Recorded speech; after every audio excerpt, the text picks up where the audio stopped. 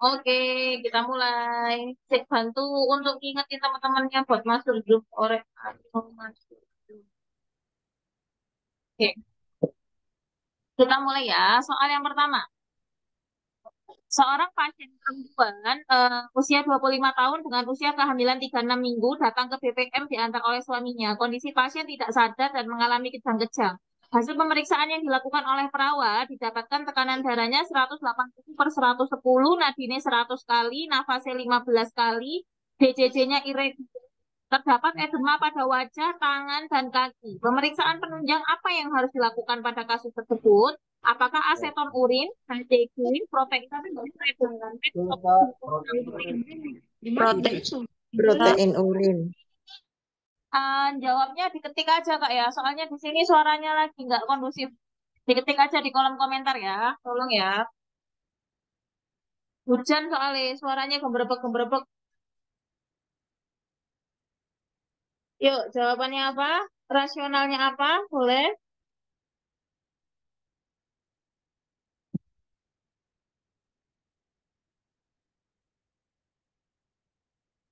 Ayo diketik di kolom komentar saja teman-teman. Jawabannya apa?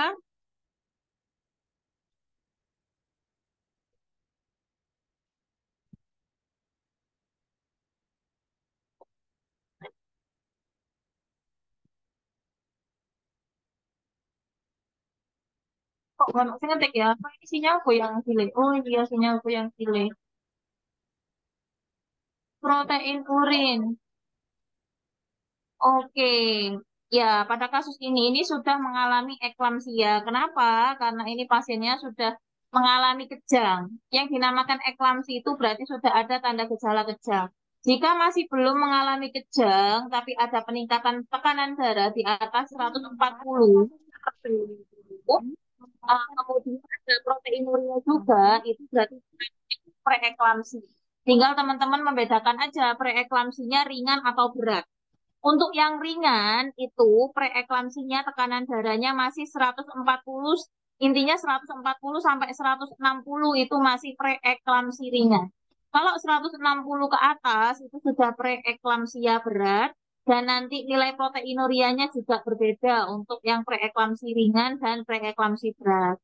Jadi pada kasus ini sudah eklamsi dikarenakan pasiennya sudah kejang, maka untuk memastikannya kita boleh lakukan pemeriksaan penunjangnya yaitu cek protein pada urin pasien.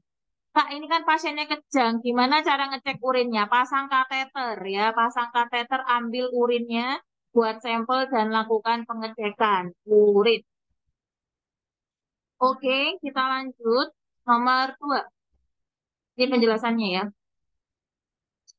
Jadi, pemeriksaan penunjang yang harus dilakukan adalah protein urin dikatakan mengalami proteinuria apabila konsentrasi protein dalam urin sebesar 0,19 gram atau di atas positif 2 dengan cara dipstik atau ditemukan kadar protein lebih dalam 2 kali pemeriksaan spesimen urin yang diberikan jarak minimal 6 jam. Ya, nih, kadar protein dalam urin yang tinggi pada ibu hamil merupakan salah satu gejala preeklamsia dan eklamsia. Kita lanjut nomor kedua, masih dengan seputar eklamsia. Seorang perempuan usia 20 tahun, usia kehamilan 34 minggu, datang ke BPM diantar oleh keluarganya dalam kondisi tidak sadar dan mengalami kejang-kejang. Hasil pemeriksaan tekanan darahnya 180 per 110, nadine 100, nafasnya 16. Ini sama kayak tadi, ada penimbunan cairan pada wajah, tangan, dan kaki. Tata laksana yang tepat pada kasus itu adalah apakah langsung rujuk ke rumah sakit ataukah berikan MGSO 4 dan rujuk ke RS? Apakah diberikan diazepam dan rujuk ke RS? Ataukah dipasang infus dan dirawat di PPM sampai sehat? Ataukah yang terakhir diberikan MGSO 4 dan diazepam serta rujuk ke rumah sakit? Jawaban yang benar mana? Tolong ditulis di kolom komentar. Boleh disertakan alasannya juga kenapa teman-teman mengambil jawaban tersebut.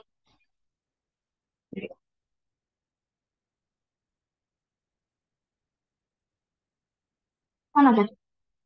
Yuk, jawabannya apa? Oke. Ayo, ada jawaban lain selain B? C, E, jawabannya yang mana? Alasannya apa? Boleh ditulis rasionalnya, Kak. Rasionalnya kenapa diberikan MGSO 4? Ayo, kenapa dikasih MGSO 4?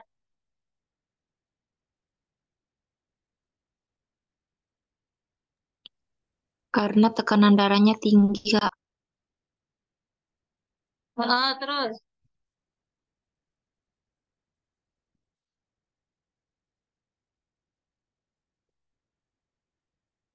alasannya apa?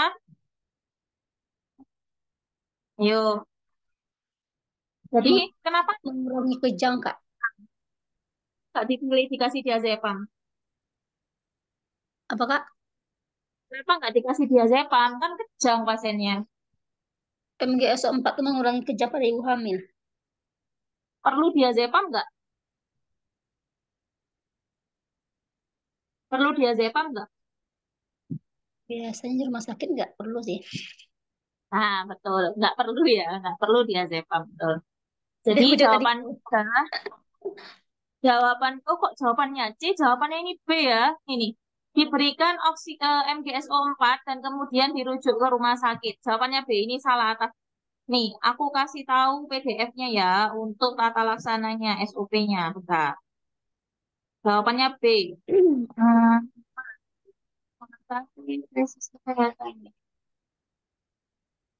Nah, ini nih. Ini Puskesmas Gunung Sari. Nah, ini untuk pasien-pasien dengan eklamsia. Eklamsi merupakan kasus akut pada penderita preeklamsi yang disertai dengan kejang menyeluruh ataupun koma. Nah, eklamsi postpartum umumnya hanya terjadi dalam waktu 24 jam pertama setelah persalinan. Tanda gejalanya nyeri kepala hebat, gangguan visus, muntah-muntah, nyeri epigastrium, kemudian tekanan darahnya naik.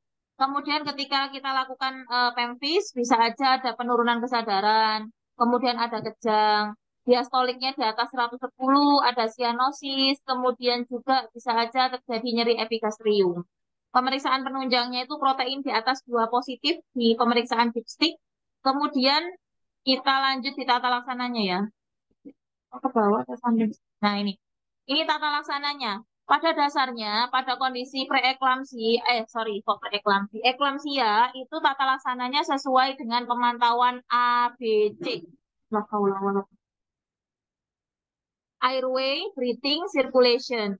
Nah, kemudian kalau di airway-nya ya kita pastikan untuk jalan nafasnya ini tetap paten, tidak ada apa sih namanya hambatan pada jalan nafasnya. Kemudian untuk yang breathing-nya juga sama. Kalau semisal tidak ada penurunan saturasi, ya sudah tidak usah diberikan oksigen, tapi biasanya itu tetap diberikan. Tujuannya tadi untuk membantu agar suplai oksigennya itu tidak kurang pada pasien yang mengalami penurunan kesadaran. Nah, kemudian tata laksana farmakologisnya apa, Kak? MGSO 4 itu diberikan secara intravena dengan dosis awal 4 gram atau 10 mili MGSO 4 40%, dilarutkan dalam 10 mili aquabides, kemudian diberikan secara perlahan-lahan selama 20 menit. Jika pemberian intravena sulit, dapat diberikan secara IM dengan dosis 5 mg masing-masing bokong kanan, bokong kiri. Nah, syarat pemberian MGSO 4 itu harus punya CA glukonas ya untuk jaga-jaga efek samping dari MGSO 4. Kemudian ada refleks patella, jumlah urinnya minimal 0,5 mili per kilogram berat badan per jam. Nafasnya masih sekitar 12-16. Nah, sambil menunggu rujukan, mulai dosis rumatan. Jadi pakai yang cairan yang gede, dikasih rumatannya itu 6 gram MgSO 4 atau 15 mili MgSO 4 yang 40% dilarutkan dalam 500 mili atau 1 kolef RL atau RA ringan asetat 28 ppm selama 6 jam. Diulang hingga 24 jam setelah persalinan atau kejang berakhir. Jadi berarti 4 kolef masuk dengan campurannya itu 6 gram MgSO 4. Kalau semisal kita mau ngasih MGSO 4 sampai di 24 jam terakhir itu nggak bisa atau posisinya di puskesmas, ya sudah setelah tata laksana awal tadi pemberian MGSO 4 yang bisa IM ataupun IV itu langsung aja bawa ke rumah sakit. Jadi jangan dipaksa untuk ditata laksana di puskesmas ataupun bidan praktek mandiri kayak gitu. Nah ini kenapa diazepam tidak diberikan? Nah, diazepam itu juga dapat dijadikan alternatif pilihan. dengan catatan kalau tidak ada MGSO4. Jadi kalau masih ada MGSO4, berikan saja MGSO4 tanpa diberikan diazepam. Jika MGSO4 tidak tersedia, boleh diberikan diazepam, dosisnya 10 mg IV selama 2 menit perlahan. Gitu Kak ya. Jadi tata laksana awal MGSO4, kalau memang ini posisinya di bidan atau puskesmas, rujuk langsung ke rumah sakit. Tapi kalau tidak kalau sudah posisinya di IGD, diberikan tadi yang cairan yang pertama kali, tadi lewat IV atau IM, selanjutnya pakai cairan rumatan selama 4 kali dalam 24 jam. Kemudian ini, stabilisasi selama proses perjalanan rujukan. Lakukan pemeriksaan fisik tiap jam. TTV-nya pantau ya, refleks patelanya juga pantau. Bila frekuensi nafasnya kurang dari 16 kali atau tidak didapatkan refleks patela atau oliguria, maka segera hentikan MGSO4. Jika terjadi depresi nafas, berikan CA glukonas 1 gram IV atau 10 ml larutan 10% bolus dalam 10 menit. Jadi jaga-jaga kalau misal ada depresi pernafasan, kemudian ada apa sih namanya reaksi yang muncul akibat MGSO4, boleh diberikan CA glukonas dosisnya 1 gram IV. Ya, ini nanti tak share. Boleh nanti dicatat di apa sih namanya di resume sedikit saja boleh. Atau seperti yang di sini, mana tadi soal kita. Jadi ketika ada pasien yang kejang-kejang, ya udah langsung aja dikasih MGSO4 rujuk. Kalau enggak, baru kalau misal settingannya itu di rumah sakit, ya langsung aja setelah diberikan MGSO4 yang pertama, terus dikasih cairan rumatan. Nah, ini tata laksana yang tepat pada kasus tersebut adalah dengan memberikan MGSO4 dan kemudian merujuk pasien ke rumah sakit. Pemberian MGSO4 ini diutamakan untuk pasien dengan gangguan fungsi organ-organ penting, yaitu tujuannya untuk mengatur tekanan darah, memperbaiki asidosis, mencegah terjadinya dekompensasi kordis, dan mempertahankan ventilasi paru-paru. Itu fungsi dari pemberian MGSO4. Jadi kalau ada pilihan diberikan diazepam, diberikan MGSO4, atau diberikan MGSO4 kolaborasi dengan diazepam, itu yang paling tepat adalah hanya diberikan MGSO4 saja jika tersedia. Jika tidak tersedia, kalau misal di kasusnya di rumah sakit tersebut atau di bidan tersebut tidak tersedia MGSO4 dan CA glukonas, maka boleh diberikan diazepam. Gitu ya. Ada suara orang lewat. Kita lanjut nomor 3. Seorang perempuan usia 30 tahun, status obstetrinya G2P1A0, usia kehamilan 28 minggu, datang ke RSUD dengan keluhan mengeluarkan darah banyak berwarna merah segar dari jalan lahir. Namun tidak disertai nyeri perut. Hasil pemeriksaan keadaan umumnya lemah, pucat, DJJ-nya reguler 155 kali per menit. Berdasarkan pemeriksaan USG, plasenta terletak di segmen bawah rahim. Diagnosis yang tepat untuk pasien tersebut adalah apakah plasenta akreta, plasenta previa, solusio plasenta, plasenta increta, ataukah retensio plasenta? Yuk diketik di kolom komentar jawabannya apa. Diazepam nggak perlu kalau tidak kejang. Diazepam nggak diberikan Kak selama masih ada MGSO4 ya. Yuk jawabannya yang mana yuk? Kalau plasenta akreta itu apa? Plasenta akreta, ada yang tahu nggak? Plasenta akreta, plasenta increta. Ayo.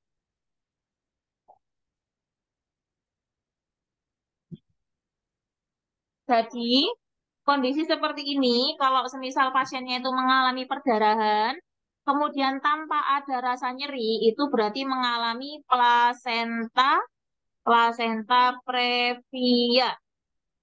Kalau plasenta akreta, plasenta increta itu apa, Kak? Nih, ini gambarnya ya, Kak. Ini plasenta yang menempelnya terlalu kuat di rahim. Ada yang normal tuh seperti ini di gambarnya. Biasa-biasa aja nempelnya. Kalau akreta itu dia sudah melewati dinding rahim, tapi masih di bagian di tengah-tengah. Belum sampai mencapai batasnya. Kalau yang inkreta itu lebih dalam lagi daripada akreta. Kemudian kalau perkreta itu dia sudah melewati uterus. Jadi apa efek sampingnya kalau semisal plasentanya terlalu kuat melekat, yaitu nanti susah untuk dilahirkan, ya. Nanti rawan juga meninggalkan jaringan-jaringan yang tersisa di rahim, nanti bisa terjadi perdarahan postpartum seperti itu. Ini gambarannya akreta, inkreta, dan perkreta. Yang normalnya seperti yang sebelah kiri. Kemudian ada solusio plasenta. Solusio plasenta sama aprupsio itu sama atau beda? Solusio plasenta dengan aprupsio. Aprupsio. Plasenta sama solusio plasenta sama enggak? Sama enggak? Solusio plasenta itu terlepasnya plasenta dari dinding rahim sebelum melahirkan.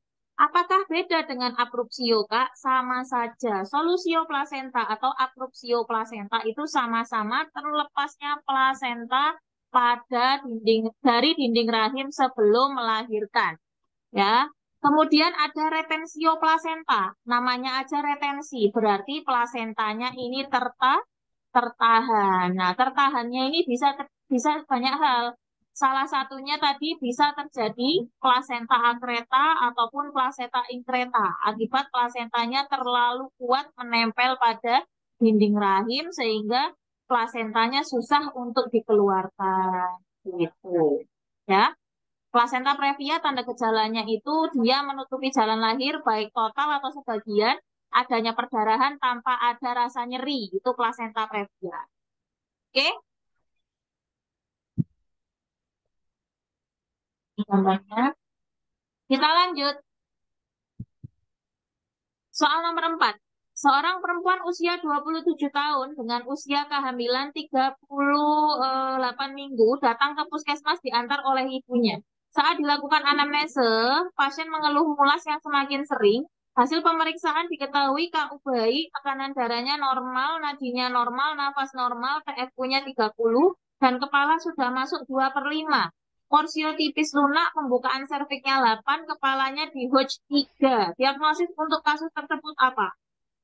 Lihat langsung pembukaan serviknya, servik 8 cm. Berarti masuknya di mana?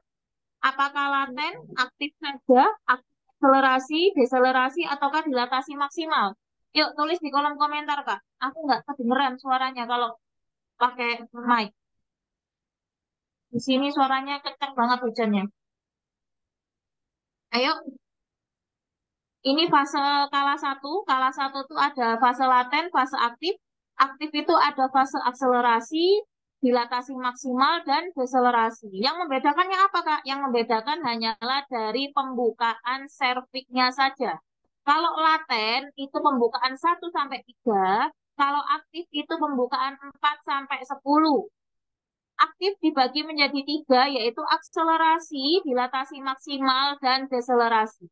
Akselerasi itu 3-4, kemudian 5-9 itu dilatasi maksimal, 5-8 itu dilatasi maksimal, 9-10 itu deselerasi. Ini ya. Jadi, karena kasus tadi itu pembukaannya sampai 8 cm, berarti dia itu masuknya di fase dilatasi maksimal. Kalau ada pertanyaan dia masuk kala 1 fase yang mana, teman-teman hafalkan pembukaannya sampai berapa senti. Sudah, kuncinya di situ saja. Ya, karena ini tadi di sini pembukaan serviknya hanya 8 cm, berarti masuknya di fase dilatasi maksimal. Oke, ini hafalan ya.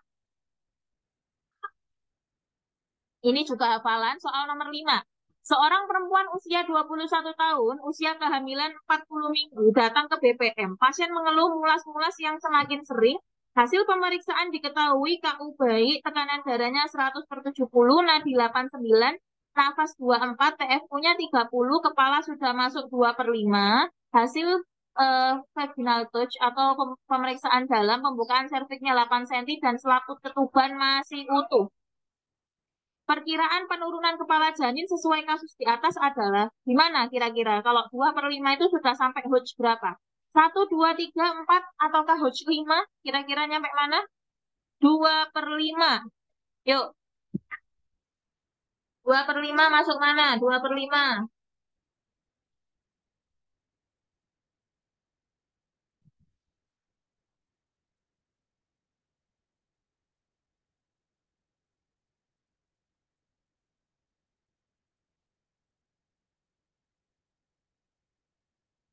Ayo, berapa?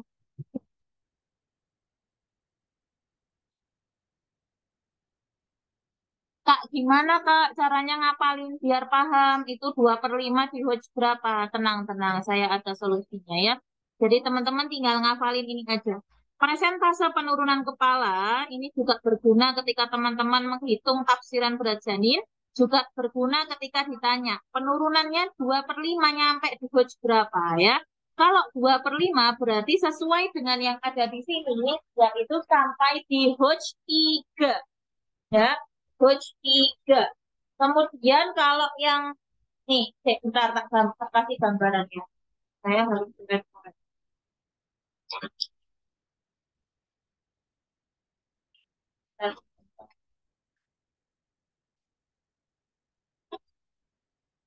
Jadi untuk yang ibu melahirkan itu kan ada pinggul ya, pinggul apa panggul sih namanya. Kok bisa? Kok nggak bisa?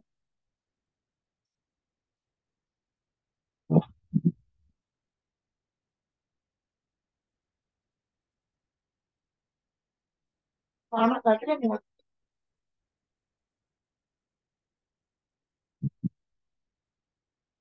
kalau nggak ada cara-cara baterainya habis. Oh ini dia.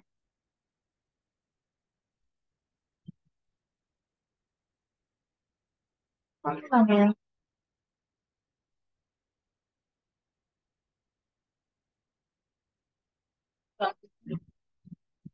Jadi yang dinamakan belum masuk PAP itu kalau semisal kepalanya itu masih belum masuk di pintu atas panggul atau di pintu atas atau pinggir atas simfisis itu belum masuk sama sekali. Berarti persentase penurunan kepala kalau belum masuk ya 5/5 alias belum ada bagian kepala yang masuk ke pintu atas panggul. Kemudian yang Hodge 1 atau bidang Hodge 1 itu kalau kepalanya udah masuk 1 ya 4/5 itu berarti sudah ada 1 poin yang masuk, yang 4-nya masih di atas gitu. Kemudian kalau Hodge 2 itu berarti ada 2 bagian dari kepala, 2/5 bagian yang sudah masuk, yang 3-nya masih di atas atau kita bilangnya 3/5 ya. Kemudian kalau Hodge 3 itu kepalanya yang udah masuk itu sekitar 3 bagian, tapi di sini ditulisnya 2/5, alias yang 2 itu masih di atas, yang 3-nya udah masuk. Kemudian kalau Hodge 4 itu 1/5. 1/5 itu maksudnya gimana? 4 kepala bagian.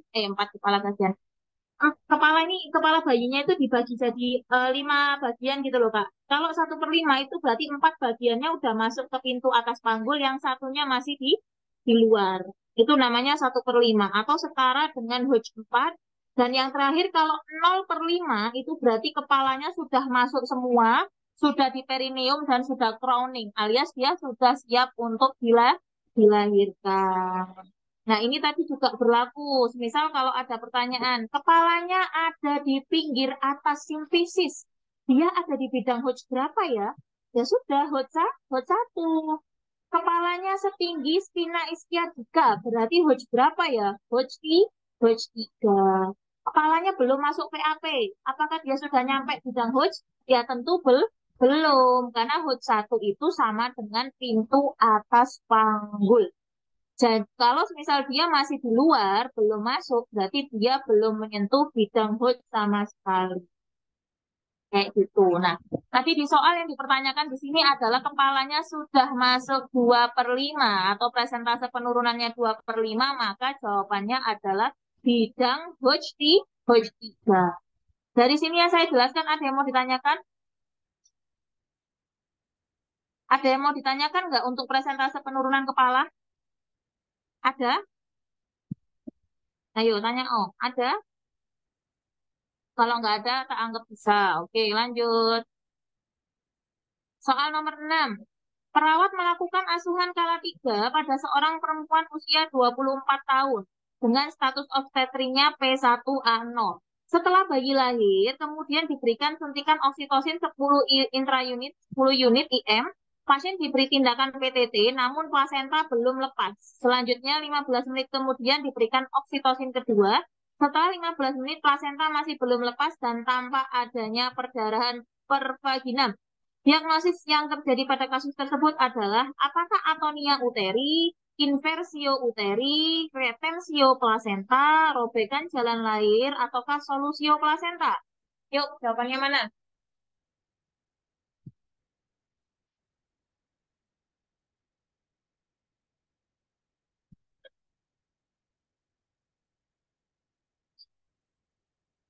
Yuk, jawabannya mana yuk?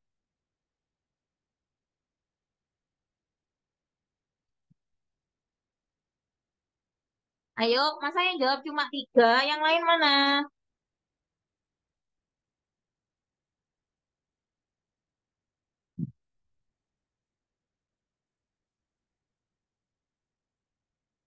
Ayo, jawaban yang mana?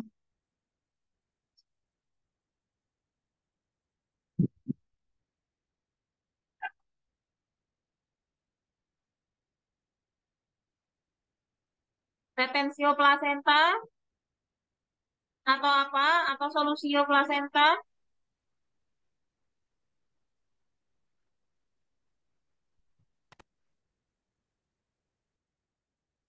Yuk.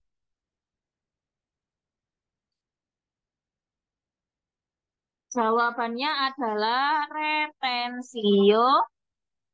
retensio plasenta atau belum lahir atau tertahannya plasenta hingga 30 menit atau lebih setelah bayi lahir ya. Nah, pertanyaanku, kalau terjadi retensio plasenta ada perdarahan per vaginam, apa yang harus dilakukan tindakannya? Apa yang harus dilakukan tindakannya kalau ketemu retensio plasenta perdarahan per vaginam? Awalnya M hurufnya apa yang dilakukan? Manual Plasenta placenta. Manual. manual plasenta. Betul, kita bantu untuk mengeluarkan plasenta langsung ya. Kalau ditungguin lama-lama nanti perdarahannya bakal semakin banyak. Kemudian ada yang tahu inversio uteri itu apa? Inversio uteri. Ada yang tahu? Inversio uteri itu karena saking kuatnya plasenta itu merekat pada rahim, pas waktu ditarik keluar, itu si fundus rahim itu ikut tertarik juga ke mulut rahim. Karena saking rapetnya itu mereka pelekatannya, sehingga pas waktu dibantu untuk mengeluarkan si plasentanya, malah si fundus rahimnya itu ikut keluar juga. Itu namanya inversio uteri. Kalau atonia uteri itu berarti uterusnya tidak berkontraksi sama sekali, alias dianya mager ya, nggak mau gerak, itu atonia uteri.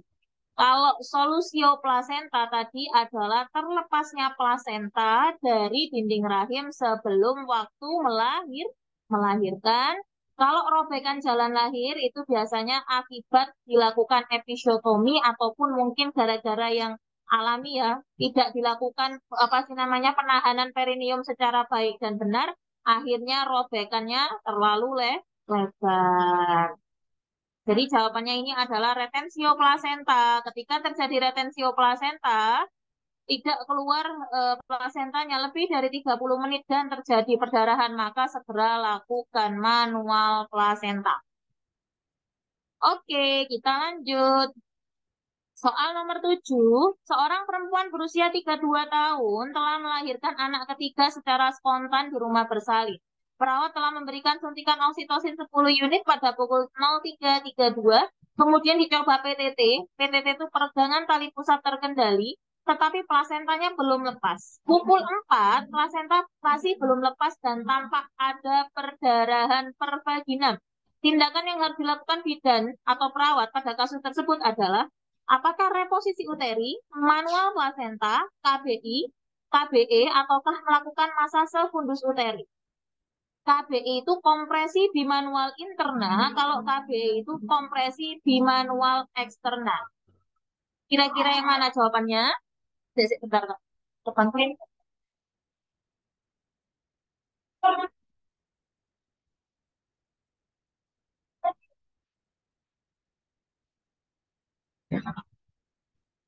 Ayo Kak, jawabannya apa Kak? Ayo, jawabannya apa yuk? Manual plasenta, Kak. Nah, betul. Jadi, manual plasenta itu tidak hanya dilakukan menunggu 30 menit, nggak bisa lepas baru manual plasenta, enggak. Tapi 15 menit saja setelah pemberian oksitosin yang pertama, kemudian dia tidak terlepas dan muncul tanda-tanda perdarahan per vaginam, itu harus langsung dilakukan manual plasenta. Ya, pada prinsipnya di kala 3 kita kasih oksitosin, kita tunggu 15 menit sambil PTT, dia tidak terlepas dan ada perdarahan, balik lagi ke manual plasenta. Ataupun kalau tidak ada perdarahan, kita lanjutkan oksitosin yang kedua. Oksitosin yang kedua tidak berefek, ya sudah, kita lakukan juga manual plasenta. Ya Allah, aku mohon maaf ya, ini suaranya makin menjadi suaranya. Ini jawabannya adalah B. Kita lanjut nomor 8. Seorang perempuan usia 26 tahun datang ke RSB, pasien mengatakan telah melahirkan anak pertamanya 40 hari yang lalu dan ia belum pernah menggunakan kontrasepsi. Hasil pemeriksaan terdapat varises dan hipertensi. Alat kontrasepsi apa yang cocok untuk perempuan pada kasus tersebut? Apakah pil, IUD, suntik, implan, ataukah MOW? Yuk, jawabannya yang mana? IUD. Alasannya kenapa pakai IUD? Bukan hormonal. Hormonal. Kenapa bukan MOW? Dia masih 26 tahun, Kak. Masih 26 tahun atau masih di usia Iya. produktif. Maka tidak diperbolehkan menggunakan MOW. Satu-satunya yang cocok adalah karena kondisinya ada varises dan hipertensi, maka tidak diperbolehkan untuk menggunakan KB hormonal. Harus yang non-hormonal. Di sini pilihannya yang non-hormonal ada IUD dan MOW. MOW tidak diperbolehkan. MOW itu tubektomi, tidak diperbolehkan karena usianya masih usia produktif. Lalu kapan Kak MOW boleh diberikan? Kalau usianya di atas 35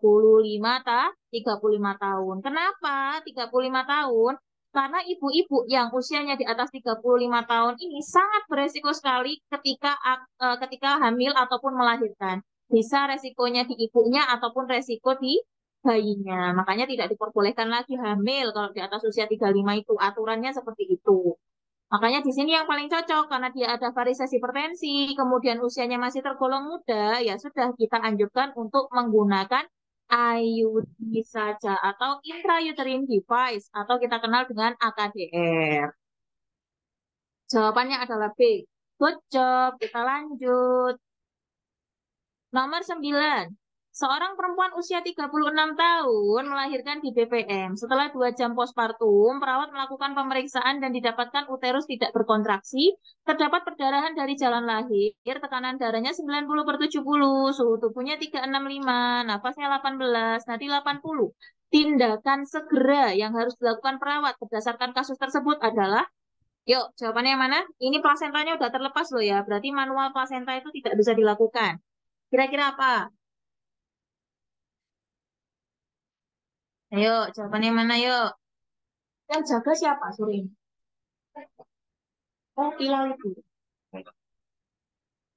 Yuk, jawabannya yang mana? Terus.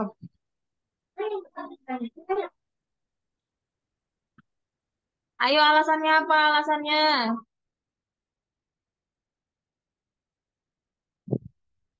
Ayo, alasannya apa?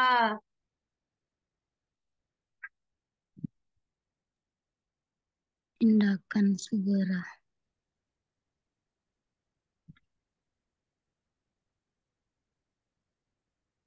Ayo, apa? Ayo. Apa, hayo? Apa, hayo? Kak Zulaiha milih apa? C, tak lihat. Kak Zulaiha milih apa? C, memberikan tampon. Kenapa dikasih tampon? Uterus tidak berkontraksi, terjadinya atonia uteri. Oh, Kak User milih apa? C juga. Jawabannya adalah betul. Jawabannya adalah C. Ini C jawabannya ya. Kenapa harus segera dilakukan KBI? Karena kompresi ini gambarnya jelek banget lagi ya. Di sini nih, dilihat teman-teman. Tangan kita masuk ya. Tangan kita bentuk kepalan. Kok nggak bisa? Kok nggak bisa di ini ya? Nggak bisa dicoret-coret ini. Biasanya bisa. Tangan kita bentuk kepalan, terus kita masukkan ya ke arah rahim dengan tujuan untuk menekan agar perdarahannya selesai. Dan tangan kita yang satunya itu membantu juga untuk menekan ke arah dorsokranial. Jadi kita tekan set, itu juga kita tekan set. Jadi sama-sama saling neken dengan tujuan agar pembuluh darahnya bisa bervasokonstriksi. Kenapa? Karena pada atonia uteri, rahimnya itu males gerak, males kontraksi. Sehingga perdarahannya akan terus-menerus terjadi, sehingga harus kita bantu dengan pemberian KBI atau kompresi bimanual interna. Kalau KBI nggak ngangkat, Kak, kira-kira dikasih apa? Nih, KBI-nya nggak ngangkat, dikasih apa? KB, KB apa satunya? KBE. Kita bantu untuk kompresi bimanual eksterna. Itu apa yang dikompresi, Kak? Kalau yang dari luar, kita kompresi pembuluh darah yang besar yang di dekat ini nih, umbilikus. Itu yang kita tekan. Ada pembuluh darah besar, vena dan arteri di situ kita bantu untuk penekanan sampai perdarahannya itu selesai. Ya, tapi biasanya kalau di bidang praktek ataupun praktek mandiri di rumah ya KBI saja. Kalau perdarahannya sudah mereda baru langsung segera rujuk ke rumah sakit dan jangan lupa perhatikan cairan yang hilangnya tadi banyak nggak? Kalau banyak ya ganti pakai cairan infus dulu sambil perjalanan ke rumah sakit yang lebih besar. Oke, nomor 10. Seorang perempuan usia 36 tahun, usia kehamilannya 19 minggu, datang ke BPM dengan keluhan kram pada perut bagian bawah dan adanya perdarahan bercak dari kemaluannya. Hasil pemeriksaan, tekanan darahnya 120/80, nadi 90, respirasinya normal, suhunya normal, serviknya masih tertutup. Diagnosisnya apa? Apakah abortus komplit, insipient, imminent, incomplete, ataukah habitualis? Kira-kira yang mana jawabannya? Yang mana jawabannya? Yo, yang mana?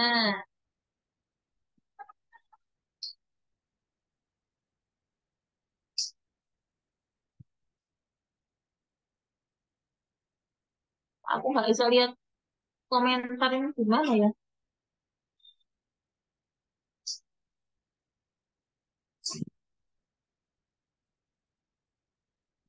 Paham aku ini kenapa ya? Kak, boleh dinyalakan aja Kak mic-nya Kak. Aku nggak bisa ngelihat jawaban ini, nggak bisa kelihatan di sini. Bentar, kenapa ini? C, Kak. C, ini.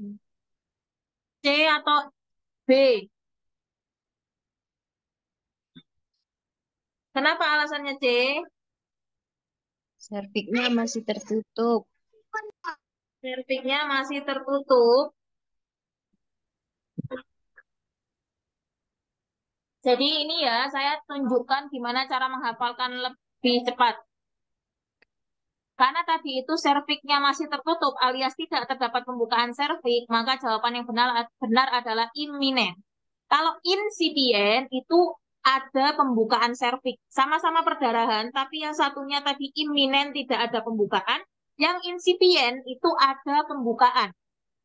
Kemudian ada incomplete sama complete. Namanya aja incomplete. Berarti masih ada yang tertinggal di dalam rahimnya. Entah itu plasentanya ataupun yang lainnya. Jadi intinya belum bersih rahimnya. Kalau yang komplit itu berarti abortusnya itu semuanya sudah keluar ya. Janinnya, ya plasentanya itu udah keluar semua, udah bersih. Kalau yang miss abortion itu anaknya ini sudah meninggal, udah lebih dari 6 minggu, tapi tidak ketahuan. IUFD itu miss abortion. Kemudian tadi di option itu ada abortus habitualis. Abortus habitualis itu adalah abortus yang terjadi pada orang yang mengalami kelemahan pada rahim. Jadi hamil sedikit, nanti dia keguguran. Terus nanti hamil lagi, keguguran lagi. Nah kayak gitu, itu namanya abortus habitualis. Apalagi kalau semisal dia sudah terjadi lebih dari 3 kali, itu masuknya di abortus habitualis. Lalu apa yang dilakukan untuk pasien-pasien dengan abortus habitualis itu, dengan yang kelemahan rahim? Biasanya diberikan penguat, kadang-kadang juga sampai dilakukan tindakan operasi untuk menguatkan rahimnya. Ada yang seperti itu. Kalau yang perdarahan kayak iminen, yang tidak terdapat pembukaan serviks, tapi ada perdarahan, yang harus kita lakukan adalah pastikan dia untuk bed rest. Wajib bed rest dulu. Terus nanti dicek pakai test pack. Apakah masih ada janinnya atau tidak? Kalau hasilnya samar-samar, kolaborasi USG. Insipien pun sama ya. Insipien pun sama. Tapi kadang-kadang insipien itu kejadiannya, kebanyakannya si janinnya sudah tidak selamat. Ya, kalau semisal mau dikolaborasi USG juga boleh untuk memastikan kalau si janinnya memang betul-betul tidak selamat.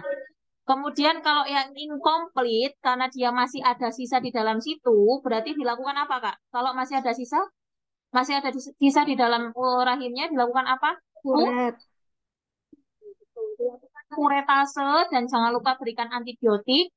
Kalau yang kompletus atau komplit itu juga sama, karena sudah bersih, kita pastikan tidak ada infeksi akibat abortus yang terjadi, harus kita lakukan kolaborasi pemberian antibiotik. Itu tata laksananya. Kalau miss abortion itu dilakukan kuretase, tapi biasanya dikasih kayak cairan untuk biar dia keluar sendiri gitu loh, Kak. Itu miss abortion. Ya. Oke. Udaranya udah mulai mereda. Kita lanjut nomor 11. Seorang perempuan berusia 30 tahun datang ke BPM diantar oleh tetangganya dengan buru-buru. Perawat melakukan pemeriksaan fisik dan pemeriksaan dalam pasien. Didapatkan hasil tenaga kontraksi 3 kali 10 menit 45 detik, denyut jantung janinnya 148, pembukaan 6, ketuban positif, presentasi kepala, ubun-ubun kecil, janin berada di kanan depan, masih di Hodge 2, molase tidak ada. Tindakan yang harus segera dilakukan bidan untuk membantu kemajuan persalinan adalah tak popo.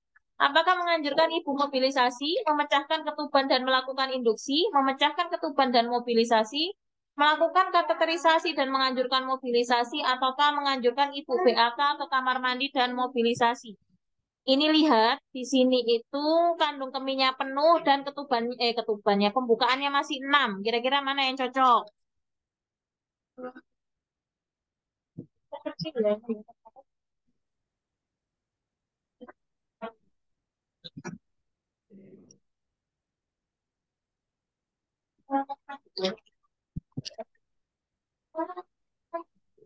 Yuk, jawabannya mana?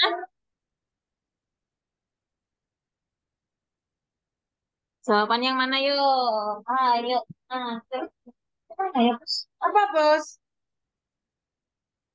Oh.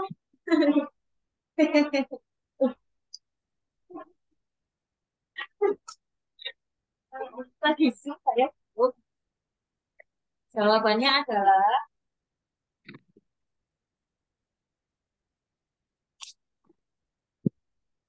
jawabannya pada kasus ini dikarenakan pembukaannya masih 6 cm, kemudian kandung kemihnya penuh, pasiennya di sini juga kondisinya bagus, berarti kita anjurkan ibunya BAK ke kamar mandi saja dan anjurkan untuk mobilisasi. Kenapa? Karena untuk mempercepat proses pembukaannya ya, kalau bisa dia mobilisasi jalan-jalan atau kalau ada jimbol, boleh dikasih jimbol biar nanti pembukaannya lebih cepat.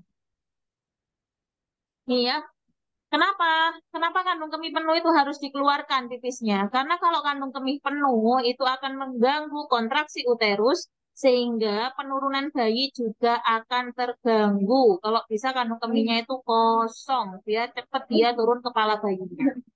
Oke.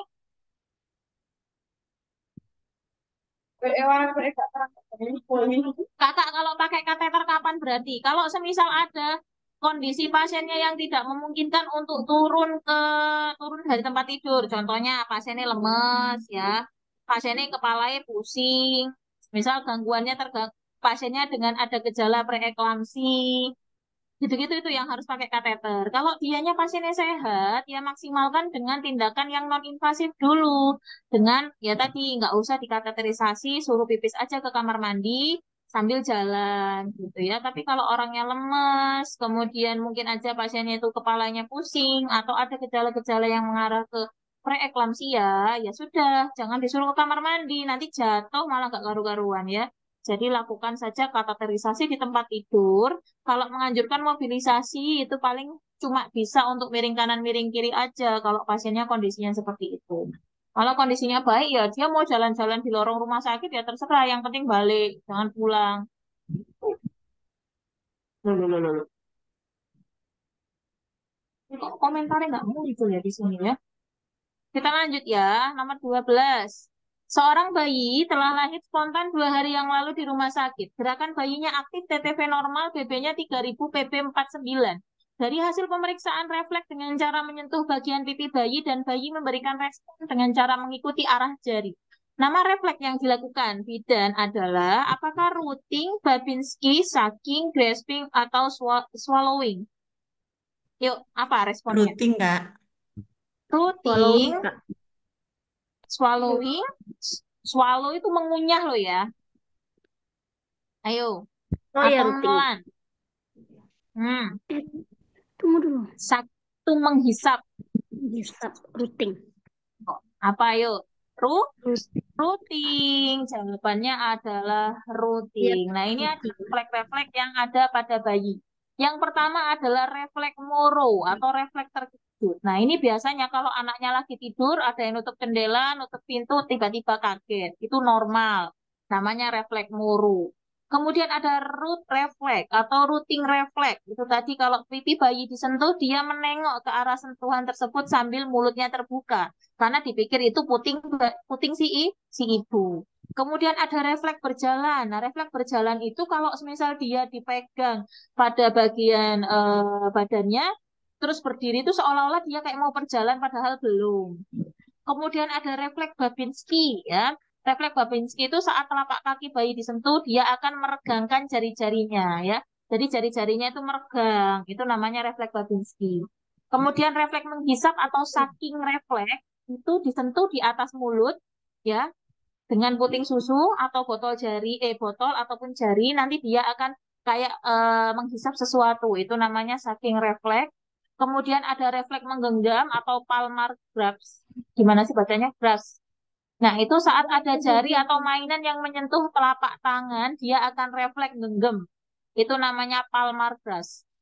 Kemudian asimetrik tonic neck reflex itu kalau semisal bayinya itu berbaring, menengok ke satu sisi, semisal nengoknya ke kiri ya, maka lengan kirinya akan refleks merentang lurus keluar dan tangan kanannya menekuk ke arah kepala. Jadi kalau dia nengok ke kiri ya tangannya yang lurus itu yang kiri, yang kanan nekuk, kayak nyangga kepalanya. Begitu juga kalau dia miring ke kanan, ya sudah, tangan kirinya yang nekuk, nyanggah kepalanya, yang kanan yang diluruskan tangannya. Itu refleks-refleks yang ada pada bayi. Refleks swallowing itu refleks kayak menelan atau mengunyah sesuatu. Saya, oh, kita lanjut. Nomor 13. Nyonya K datang ke bidan pada tanggal 17 Agustus 2015 untuk periksa kehamilan. Nyonya K menyampaikan bahwa dirinya baru hamil untuk pertama kalinya dan head terakhir 27 Februari 2014. Keluhan yang dirasakan adalah munculnya flek-flek hitam pada wajah, terutama pada pipi, hidung, dan dahi. Hasil pemeriksaan didapatkan tekanan darahnya 100/70, nadinya 88. Keluhan yang tersebut disebut apa? Apakah stria alba, stria livida, linea nigra, kloasma gravidarum, ataukah hiperpigmentasi? Depannya mana? Kosma, Kak. Magreb. Kloasma, kalau semisal stria livida itu apa? Ya Allah. Stria livida apa? Ayo. Stria livida itu adalah garis-garis yang berwarna biru pada kulit yang merupakan jenis stria gravidarum yang masih baru muncul. masih baru muncul tuh itu stria livida. Kalau semisal kalau sudah lama nanti jadinya alba atau stretch mark ya. Kemudian ada linea nigra. Linea nigra itu apa yo? Garis hitam ya. Garis hitam. Garis hitamnya di mana? Di punggung, Di perut. di perut. Perut sebelah mana? Yang dari apa? Yang dari atas pundus sampai ke bawah tuh Kak. Simpisis. Linea nigra itu garis memanjang warna hitam dari pusar atau umbilikus sampai ke tulang kemaluan atau Ya. simfisis pubis. Kalau kloasma gravidarum itu namanya bahasa kerennya itu topeng kehamilan alias adanya warna hitam pada wajah, biasanya pada pipi, hidung dan dahi yang nanti akan hilang setelah melahirkan. Kalau hiperpigmentasi itu biasanya memang rata-rata terjadi juga pada ibu hamil, bisa di punggung, bisa di wajah, tapi biasanya tergantung ya. Kalau yang hiperpigmentasinya di perut tadi ada linea nigra. Kalau di wajah namanya kloasma gravidarum. Jadi nomor 13 ini jawabannya adalah D, yaitu kloasma gravidarum. Nah, ini biasanya membuat ibu hamil itu mengalami gangguan citra tubuh. Yang awalnya cantik, tiba-tiba ada hitam-hitam kayak flek gitu ya. Nah, itu perlu dilakukan edukasi. Jangan pakai krim, karena nanti itu akan hilang sendiri setelah melahirkan. Kita lanjut nomor 14. Nyonya M, G1P0A0 siap melahirkan. Bidan sudah memimpin Nyonya M untuk mengejan dari pukul 9 hingga pukul 10. Namun, bayi belum lahir. Hasil pemeriksaan menunjukkan DJJ-nya normal, kontraksi uterusnya juga normal, lamanya 40 detik juga masih bagus, kondisi umum ibu bayi. Tindakan yang harus dilakukan bidan untuk mempercepat persalinan adalah apakah stimulasi puting susu, mendorong fundus uteri, episiotomi, amniotomi, ataukah pecah ketuban?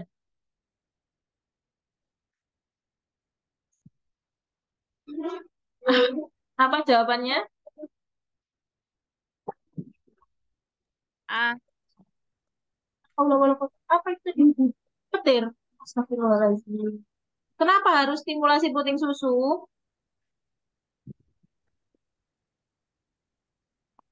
Kenapa, Kak?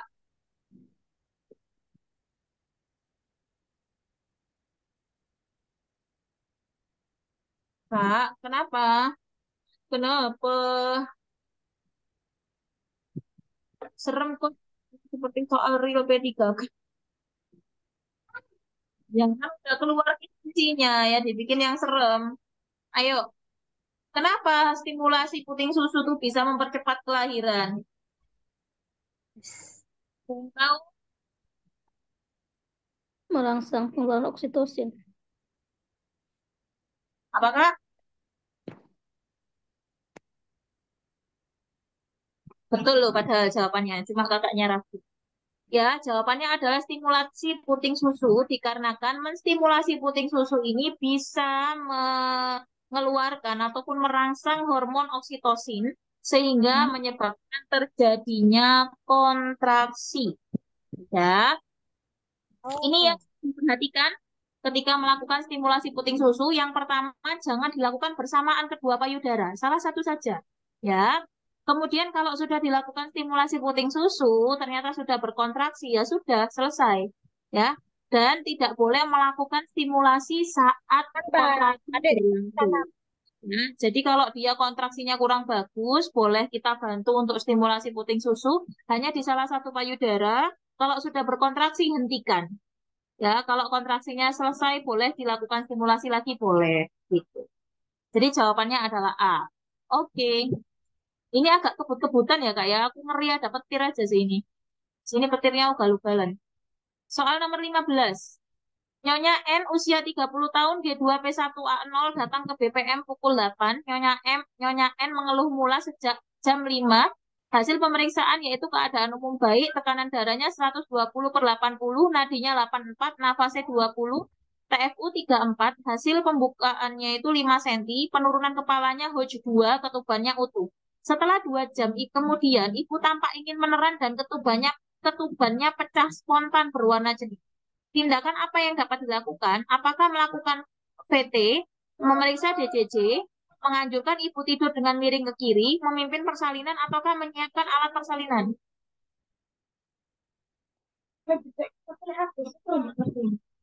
Kira-kira apa jawabannya, Kak?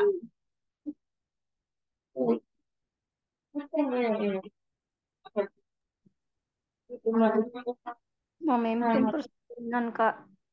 Kenapa memimpin persalinan? Ketuban sudah pecah. Oh iya pula jawab 2 ya. Ayo, pembukaannya berapa? Emang tahu pembukaannya berapa? 2 ya. Emang tahu pembukaannya berapa? Pembukaannya baru 2 mau, pembukaan baru 5 mau ini, mau dipimpin persalinan. Berarti A ya. Ayo, yang harus dipastikan adalah meskipun ketubannya pecah, kita harus pastikan pembukaannya ini sudah 10 belum. Kalau Belum. belum 10, masa ia mau pemimpin persalinan? Ya, Kan nggak A. bisa. Ya, jadi jawabannya adalah kita lakukan cek dalam pemeriksaan dalam atau PT.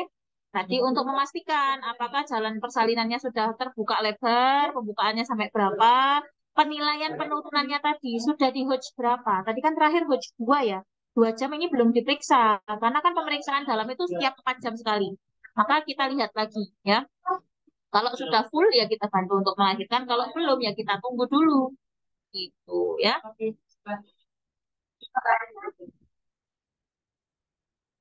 Apa sih? Ya kan? Ya, alhamdulillah loh. Kita lanjut nomor 16 ya, Kak. Hipotermi yang terjadi pada bayi baru lahir karena keadaan basah oleh darah dan lendir. Penurunan suhu tersebut terjadi melalui apa? Apakah konduksi, plasenta, evaporasi, konveksi, atau radiasi? Basah oleh darah dan lendir atau ketuban? Apa yuk? Gampang. Evaporasi, Kak. Evaporasi atau penguapan ya. Nah, ini pembedanya. Ini adalah jenis-jenis kehilangan panas akibat, jenis-jenis kehilangan suhu atau panas pada bayi. Yang pertama itu evaporasi. Evaporasi itu penguapan cairan ya. Cairannya bisa gara-gara ketuban, lendir, ataupun darah tadi yang tidak segera dibersihkan setelah melahirkan. Kemudian konveksi. Kalau konveksi itu kehilangan panas tubuh yang terjadi jika bayi ditempatkan di ruangan yang dingin, yang ada AC-nya. Itu konveksi. Kalau konduksi itu kontak langsung dengan benda yang dingin. Contohnya dia ditaruh di bak di apa sih? Di box bayi tapi tidak diberikan lapisan kain ataupun yang lainnya. Itu bisa kehilangan panas akibat konduksi. Kalau yang radiasi itu dia kehilangan panas yang terjadi karena ditempatkan di dekat benda yang memiliki suhu tubuh yang lebih rendah atau suhu yang lebih rendah.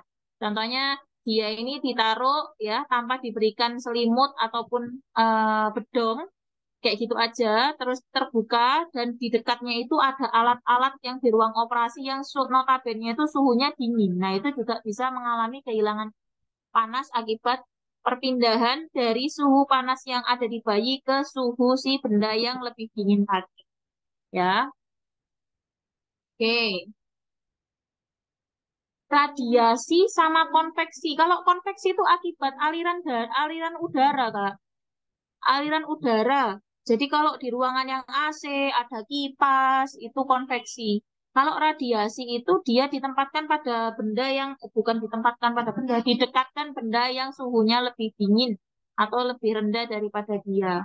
Jadi tidak ada pengaruh dari aliran udara, cuma karena pemancaran suhu tubuhnya tadi. Jadi suhu tubuh si bayi itu keserap sama benda yang lebih dingin. Itu radiasi. Kita lanjut, nomor 17. Untuk mencegah aspirasi pada bayi dengan palatosisis adalah kira-kira memberikan ASI-nya seperti apa? Kalau ada palatosisis itu sumbing. Apa yuk? Pakai apa? Pipet. Kenapa pakai pipet? Kalau bayi didekatkan dengan jendela terbuka, wah itu konveksi. Kalau kena angin, pokoknya kalau kena aliran udara itu konveksi, Kak. Kenapa pakai pipet, Kak? Kak, kenapa pakai pipet? karena agar air ASI yang diberikan bisa langsung sampai ke tenggorokan. Oke. Yang lain?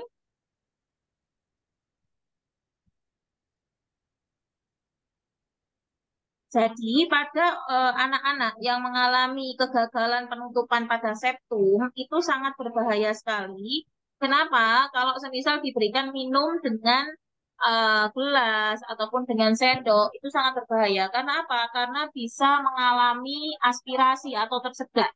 Ini kan nggak menutup dengan sempurna ya yang ke arah hidung. Jadi harus diberikan dengan pipet itu pun dibantu untuk sambil ngiring biar dia tidak mudah untuk dikeluarkan, tidak dimuntahkan dan tidak sampai terjadi aspirasi.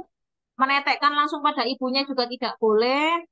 Memberikan ASI pada botol infus itu gimana ya? Aku nggak paham. Kemudian memberikan ASI dengan infus itu maksudnya diganti cairannya dengan infus. Kalau misal dia masih bisa per oral ya per oral dulu. Tapi kalau memang betul-betul tidak bisa per oral, boleh diganti cairannya lewat infusan. Ya. Jadi jawabannya adalah B. Nah di sini nih, pakai pipet ya. Kalau teman-teman sudah pernah praktek di ruang neonatus, itu rata-rata kayak gitu tuh kerjaannya mahasiswa-mahasiswa ngasih minum bayi, habis dikasih minum, disendawakan, ada suaranya, gitu, baru ditidurin lagi. Ya. Kalau nggak sampai sendawa, dia nanti gomo. Lanjut nomor 18. Nyonya I usia 24 tahun melahirkan anak pertama secara normal 6 jam yang lalu dengan jenis kelamin perempuan, BB-nya 2.800 gram. Nyonya I mengeluh lelah, perutnya mules dan belum BAK. Nyonya I tidur karena kelelahan dan masih pasif. Hasil pemeriksaan menunjukkan TTV dalam batas normal, lohea berisi darah segar dan ada sisa selaput ketuban. Adaptasi psikososial yang dialami oleh Nyonya I yaitu apakah taking in, taking go, letting go, atau taking on? Ayo, jawabannya apa? Baru lahiran 6 jam yang lalu, udah kelihatan ya. Baru melahirkan 6 jam yang lalu itu berarti taking In. in. Oke. Kalau taking go 5 minggu ya. Salah, hari ke-3 sampai 5 minggu pertama itu taking hold. Letting go itu setelah 5 minggu ke-6 minggu ke-7 itu letting go. Intinya taking hold itu dia sudah bisa adaptasi dengan kondisinya meskipun masih dibantu. Dia sudah mandiri ya. Oke, kita lanjut. Materi-materi kayak taking in, taking hold itu sudah ada semua di Maternitas, semoga di download ya. 19 kakak. Dua soal lagi setelah itu kita close. Nyonya A usia 25 tahun P1A0 melahirkan 6 minggu yang lalu. Nyonya A seorang pegawai bank yang pergi pagi pulang petang. Nyonya A berkeinginan memberikan ASI eksklusif pada bayinya dan menjadi akseptor KB pil. Nyonya A belum mengetahui diet ibu menyusui. Pil kontrasepsi Nyonya A sebaiknya menggunakan hormon apa nih yang cocok?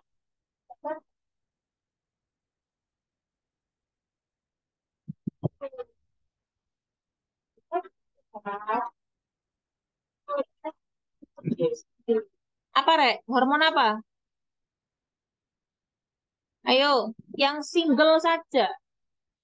Ini ada estradiol, estrogen itu podo ae. Yang cocok untuk ibu-ibu yang mau nyusuin itu harus di KB 1 bulan atau KB 3 bulan? 3 bulan. KB 3 bulan. Tapi KB 3 bulan isinya apa? Progesteron.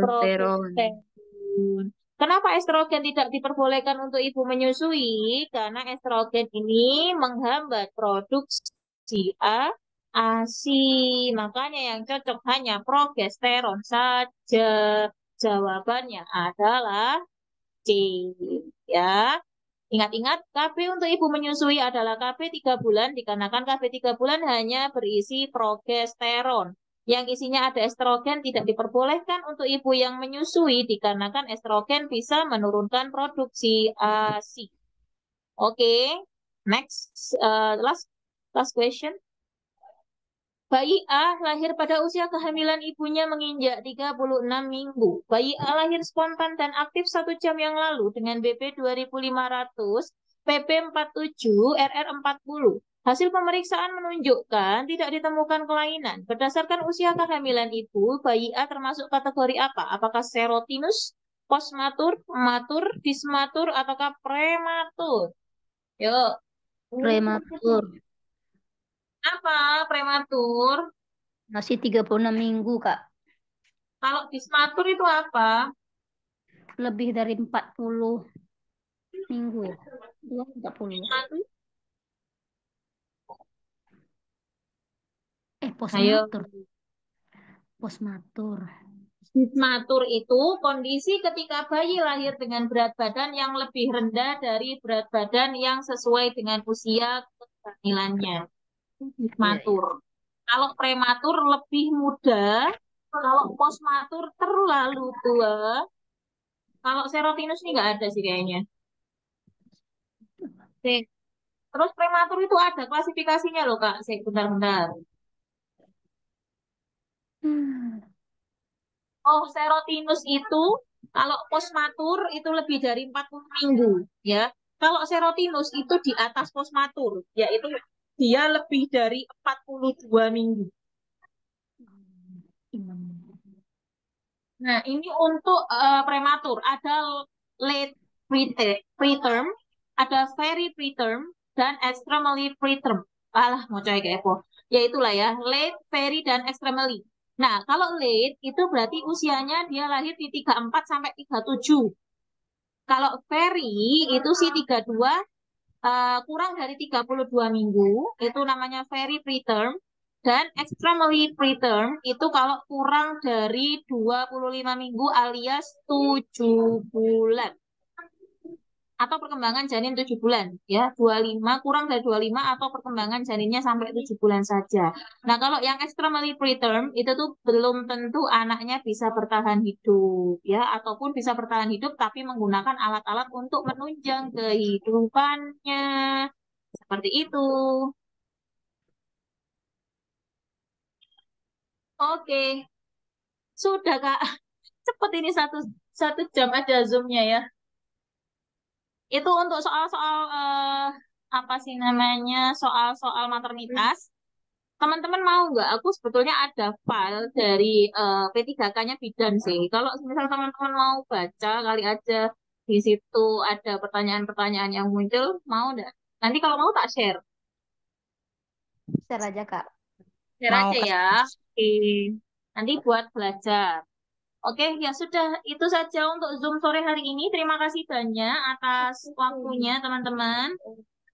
Terima kasih. Semoga bermanfaat. Jangan lupa tetap semangat untuk belajar, jaga kesehatannya, dan tetap berdoa. Semoga apa yang diinginkan diijabah oleh Allah Subhanahu wa Ta'ala. Aku undur diri. Terima kasih banyak. Aku akhiri ya. Mohon maaf bila aku